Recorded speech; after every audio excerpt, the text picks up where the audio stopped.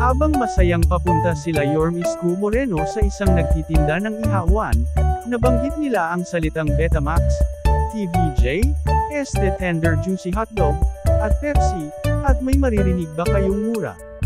May pinatatamaan nga ba sila o nagkataon lang? Eto po pakinggan natin.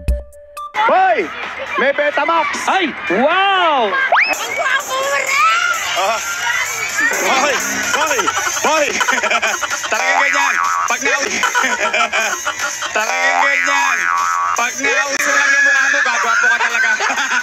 Che! Ba't napansin ko tong mga paninda mo? Opo. Puro Betamax. Ano po? Wala na ba yung tender juicy hotdog? Meron pa po, 3 na lang po yan. Akano yung hotdog? May asawa? Meron po. Asan? RB! Where are you, RB? May inom pa ng soft drinks, Yorme. Alin? Pepsi? Okay. Sige. Okay. Thank you. Thank you. Papa, thank you. Ito yung asawa, Yorme. Ito yung asawa. Ay, aso yan eh. Arby. Ano kung masasabi nyo, may kahulugan ba ang salitang binitawan nila?